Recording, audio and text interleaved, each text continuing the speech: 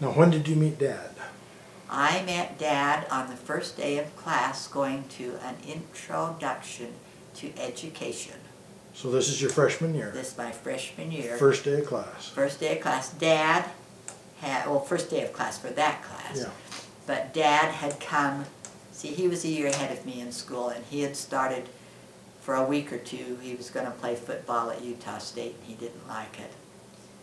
And maybe they didn't like him, I don't know. He never said a lot about it. He just didn't like it, so he came home, and he didn't go to school that year. And then Idaho State had offered him a scholarship, and he started the second semester, a semester ahead of me, the winter semester. I never knew that Dad went to Utah State. For a few days. I didn't know that. I mean, it was before school, so he never, Yeah. I don't think he ever took a class there. He didn't like it, and I don't know whether he thought there wasn't a place for him on the football field. I don't really know. He just didn't like it. Okay. Or it was the first experience away from home. So he came home and just worked, you know, lived in Conda and worked until the semester break, and then he went to Idaho State. He accepted a scholarship from them and went there. So he had been on campus ahead of me. But that's when I met him, and this teacher, she was an old maid school teacher, and she didn't care if we were in college or not. She had her way of teaching, and that's what she was going to do. She seated us all alphabetically. So I was on about the second row of seats, you know, the seats with the, you know, the college seats, so you can ride on the little flip-up top that comes up and down. So Gunnell was the last of the G's, Hargrave was the first of the H's, and we sat by each other, and we enjoyed each other immediately. And he, all through that class, that semester, he, we were just friends, and he would call me and talk to me about school, about the class, and are you studying for this test, and what are you doing, and sometimes he'd call and talk to me for an hour or two. We were just good friends. He had his high school girlfriend, which is probably the only girl he'd really dated, was going to be a nurse, and her nurse's training was all up at the hospital at Pocatello.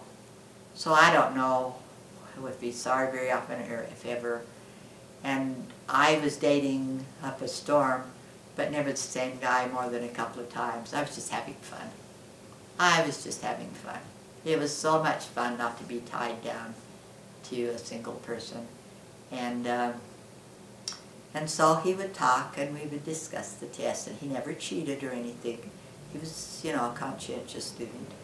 But we were just good friends. And he knew I kind of liked this one fellow that was a W. And I used to kind of loiter a little bit coming out of the class. In the same class. I'd loiter a little bit so he could catch up with me. I think I liked him better than he liked me, at least in the beginning.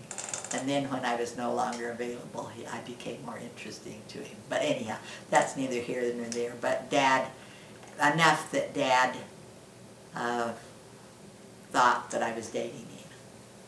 And he never said anything, and he had his own girlfriend. We were just friends. And then at Christmas time, and the classes went until the 1st of February, the semesters. They didn't end at Christmas time, so you'd have to take I took all my books home to study during Christmas break and never looked at one of them, and carried them all the way back when I came back in January. Does that sound familiar? And so when I was there, the boy I dated in high school, and I alluded to that earlier, went off to Boulder, and he just pined for me. And he'd write these letters, and he would send me flowers, and he would send me candy and all that. And my roommates thought that was neat. And I thought, go get lost, you know. But I'd keep writing to him. And then I was a naughty girl, but I couldn't get rid of him. So we went back for Christmas vacation, and Marcia went to this Job's Daughter Christmas dance. And of course she was, this is before she got married, because she got married after Christmas, and we were there, and of course she was there with Clayton, and she invited me. I'd always gone to her Job's Daughter things. So I took this boyfriend who shall forever remain nameless. And he was taking ROTC or something, and he had a dress uniform, so he was really, it was a formal dance, and he wore these, I don't know, it must have been Navy, because it was Navy blue or Marines or something, I don't know what it was. And so we went to this dance, and then I was a bridesmaid for Marcia's wedding, and that was a few days after, sometime like the end of December. And he hung around. She got married because she was not LDS. And she didn't want to get married in a Mormon church. She didn't want to get married at home. It was a pretty big affair for her to get married. And so they made arrangements with the funeral parlor there in Rigby. And I think now, I've heard of other people, but I think it was quite a novel thing there, because most of the people in the town were LDS. They either got married in the temple or in the church or at home. And Marcia got married in this, but anyhow. In the funeral parlor. In the funeral parlor. And it was very nice. Not a lot of rowdy people to... Good thing there wasn't that. And then she had a reception. That's where she got married. That was the ceremony. Then she had a reception at her home. She had a nice home. And the boyfriend I was trying to get rid of went to the wedding, and then he went to the reception, and he was sitting off there, and I had my eye on one of the groomsmen, one of Clayton's friends. He ended up marrying the daughter of the man who ran the funeral parlor. She was a year or two younger than me. And I actually went out with this guy a time or two, but it just didn't click, But I had, that night I thought, And so I say to my friend that I'd like to get rid of, this must be so boring for you. Why don't you go home? And I'll call you when I'm free, Well, I got rid of him. He went home. Then I went out and partied with the wedding party. I mean, not bad party, but just went out and do things with the groomsmen and the bridesmaids. We went out and had brought in one of them, not the one I wanted, but one of them brought me home. And when I got home and he was walking me to the door, I looked across the street, and there was the unwanted boyfriend sitting in the car, waiting. So he came home, and I said, "You don't own me." I don't know what I said, I'll do what I want, and I wanted to do that, and I had fun, And boy, he said, "You've always been up on a pedestal for me, but you just fell off the pedestal." And I thought, good. So we broke it off, and that was it. And boy, once I could get him to say it's off, that was it forever. He got back to school and thought about it, and he wrote me letters, and he came home, and he took me out to dinner, and I did go with him, and he sent me flowers. And I said, "Sorry, it's over, I'm done with it." But I went back, that happened over Christmas, and I went back to my little education class with this darling Reed Gunnell sitting next to me, and he asked me how my Christmas had been. I said, "Oh, it's okay." I said, I gave my boyfriend the boot, my hometown, my high school boyfriend. I don't go with him. He said, "That's interesting, because I broke up with my high school girlfriend over Christmas too." Isn't that interesting? We both did it, but we weren't dating. We were just kind of sharing what had happened to us over. And so nothing happened right then, but right soon after that, it must have been, that was in January, must have been in February, because I think it was must have been a Valentine's dance, and it was girls' choice. And this guy who's in the W, I would never have asked him, because he wasn't a member of the church. And I would not have asked him to a dance at the Institute. And I thought, who do I ask? I want to go. But I had the theory, you do not ask anybody to a girl's choice thing if it's somebody you really like, because they'll know you like them.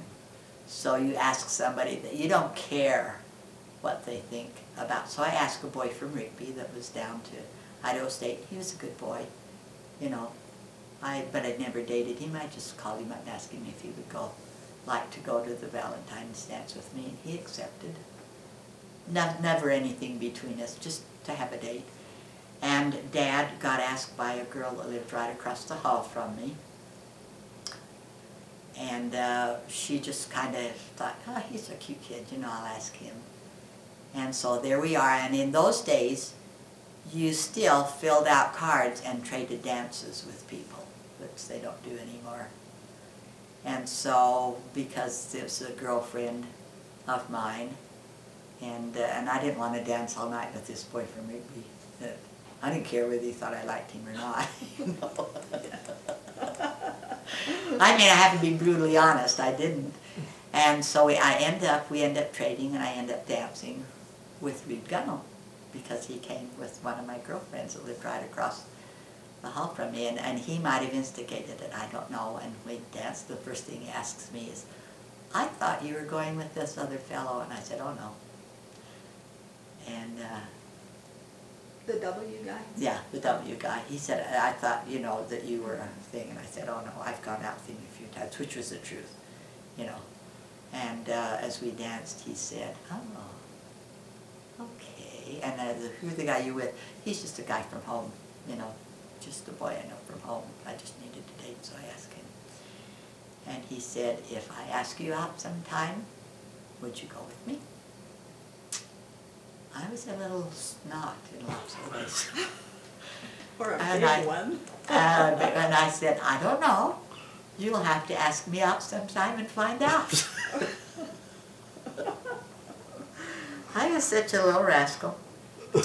So the very next day, that was the Saturday night, the very next day he called me, and I was out with some other fellow, not to any serious thing, but he just called me, and so he missed out on me that time.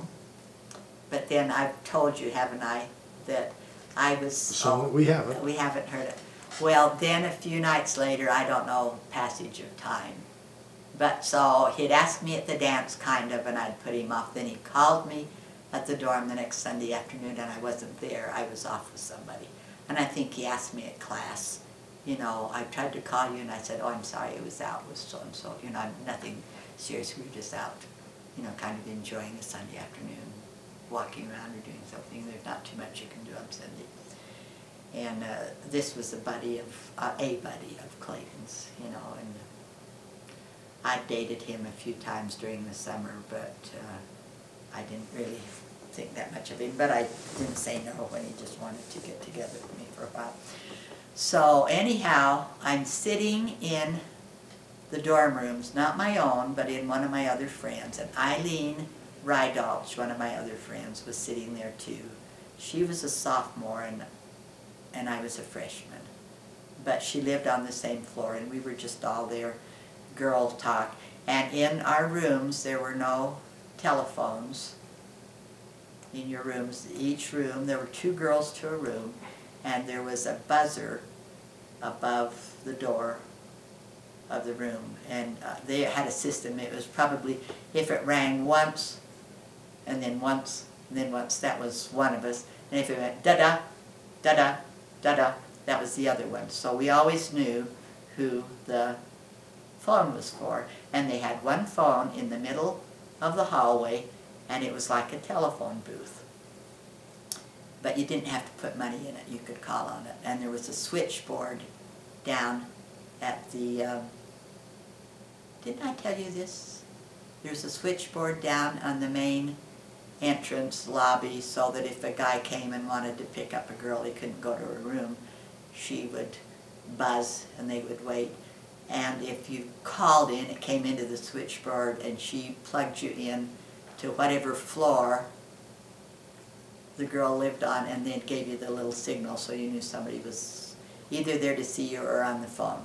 And I can't remember if there was a difference in the tone of the buzz that you knew one of the other. But anyhow, we're all sitting.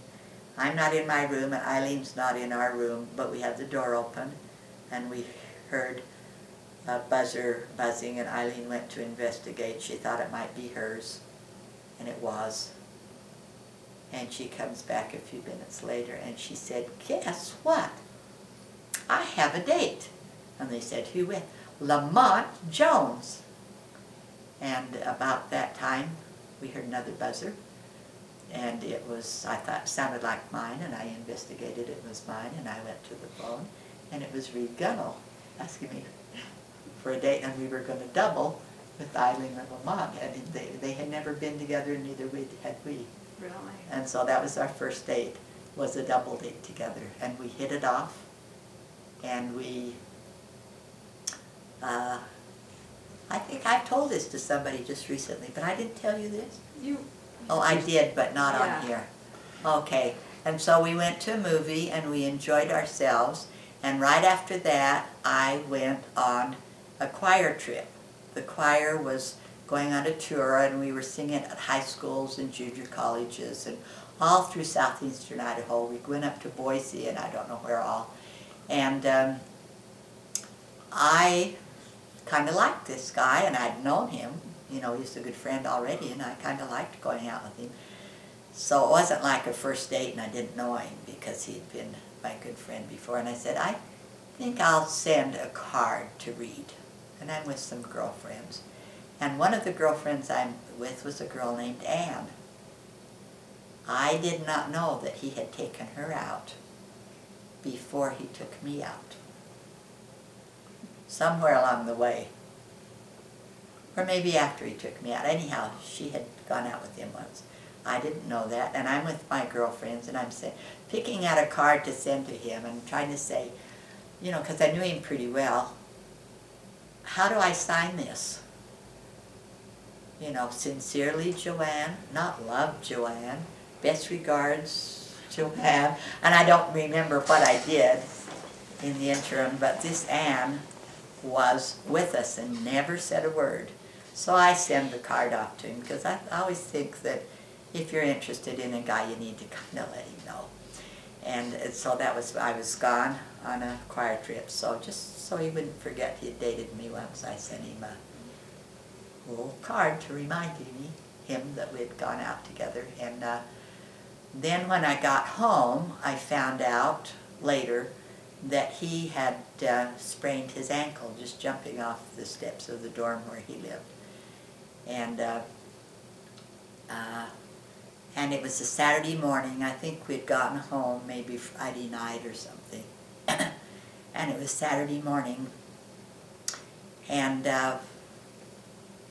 when nobody was at the switchboard, they would just plug it in so that it would ring on a phone on one of the floors and somebody could answer, because it was Saturday morning and there wasn't anybody working on the switchboard at that time. So he, somewhere along the way, I don't know whether it was that morning or not, he had had a date with Ann for that Saturday night, and he broke it because he couldn't go because he had a sprained ankle. And then he tried to call me, and the phone was ringing. That's why I'm not sure exactly when he broke the date with her, but it was because he had the sprained ankle. And all this Saturday morning he tried to call me, and there was nobody at the switchboard, and it was switched in so it rang on the 3rd floor north, which was where Ann lived. And she was there, and she answered the phone, and she recognized Reed's voice. He didn't recognize hers, but she recognized his, maybe because in part he wanted to talk to me. And she'd say, you know, "You're just getting the wrong floor because there's nobody at the switchboard." And he kept calling. He called 3 or 4 times, hoping he could talk to me. And he had kept ringing on Ann's floor. So finally she made the long walk clear over to my floor and said, "Just thought you'd like to know, Reed has been trying to call you and he can't get through because of the switchboard." And I don't remember when I found out that he actually had a date with her that she broke, because I don't think she told me that. But she also said when she came over that her boyfriend, who she ended up marrying, her high school boyfriend, was going to Idaho State too, that I don't even remember what we did. It was very forgettable. But she was going out with her high school, her old boyfriend, and he had a buddy, one of his friends, one of their friends, that was from Brigham Young University, and he was there for the weekend with the guy, and they were looking for somebody for him to go out with, so she asked me if I would like to go out with her boyfriend and her, and I said yes. Well, I can go out with a Idaho State, or a BYU boyfriend, so I went out, and it was nice, but it was nothing. It was very forgettable. And then I found out from Reed that he had been trying to get hold of me, and I think we just went together forever after that. He used to tease me that he had a girlfriend that was Joanne, another one that was Anne, and Lamont had the car that we always went in, and Lamont, they were going to put their girlfriends' names on the side of the car, some kind of lettering, and Lamont was going to put Eileen on his side, and Reed was going to put Joanne and just cover the J-O if he went out with Anne. I can hear that. But I don't think he ever went with Anne after he went out with me. So what kind of things would you do when you went on a date with Dad? Movies a lot, and all the dances. Every week there was a dance. If he hadn't taken me to a dance, I don't know, I'd say I wouldn't have dated him, but I don't know. He was pretty neat, I probably would have.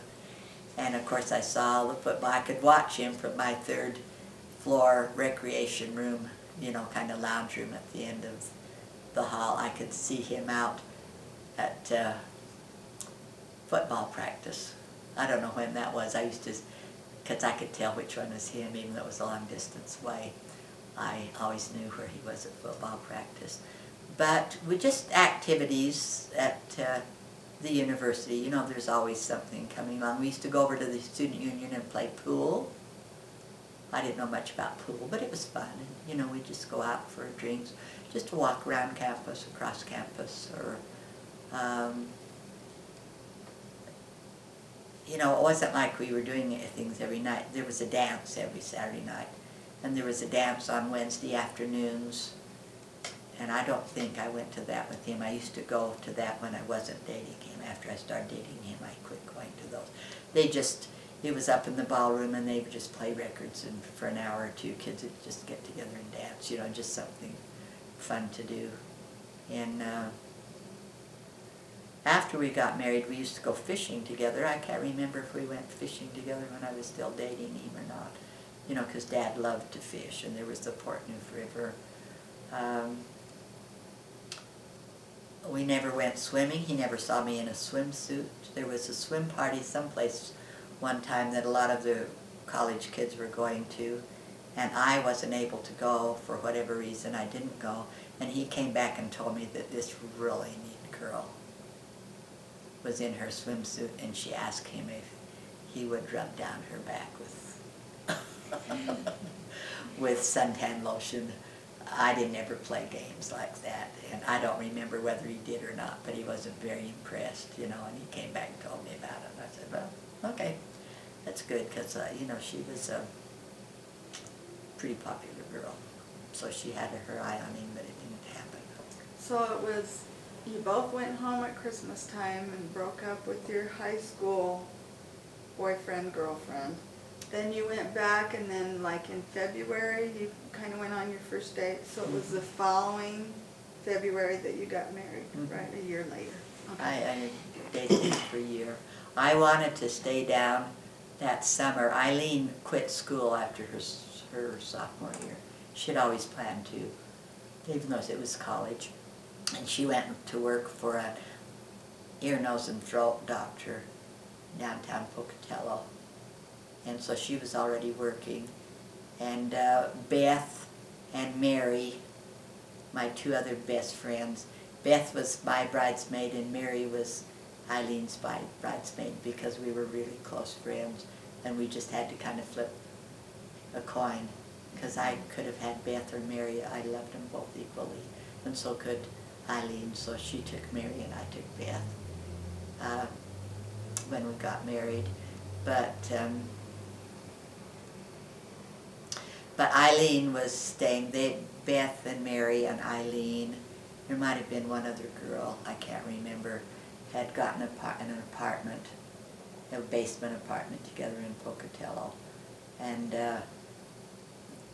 Mary had just been at the vocational school. She later went to University of Idaho and got her degree.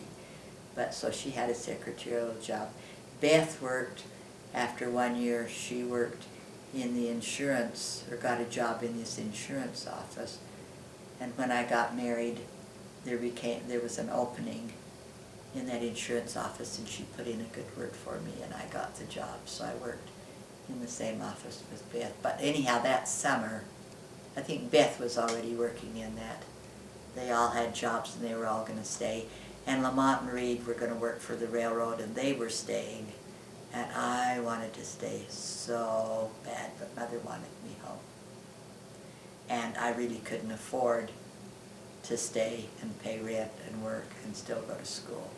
I just wanted to, because I wanted to be with everybody. But I came home, and that's when I got my job at the grocery store that had the little fountain and grill at the front of the grocery store.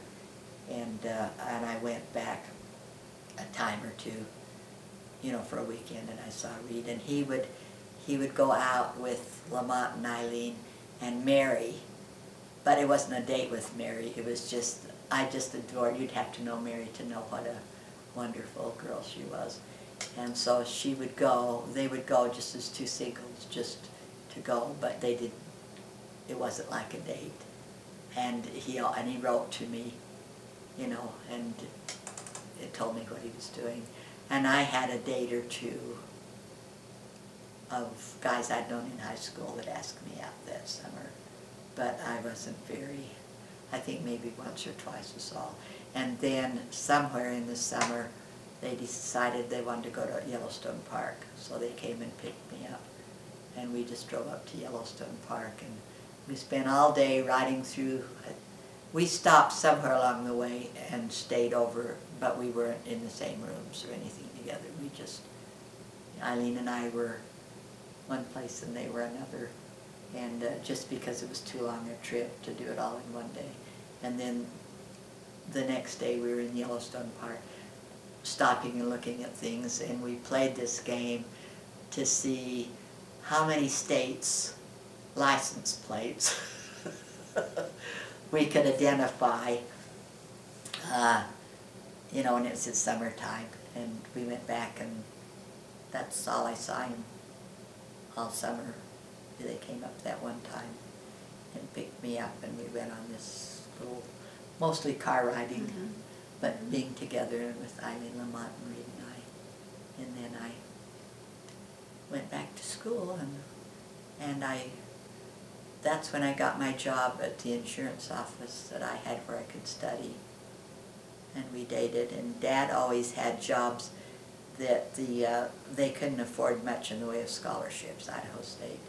But I think they'd get their tuition paid, and they would find them jobs where they could work. And Dad worked at a wholesale plumbing place. I don't know what he did, I can't remember, kind of cleaning up or something, but he got paid very well for it. And What was the name of the company? And what was the trick that Dad used to play?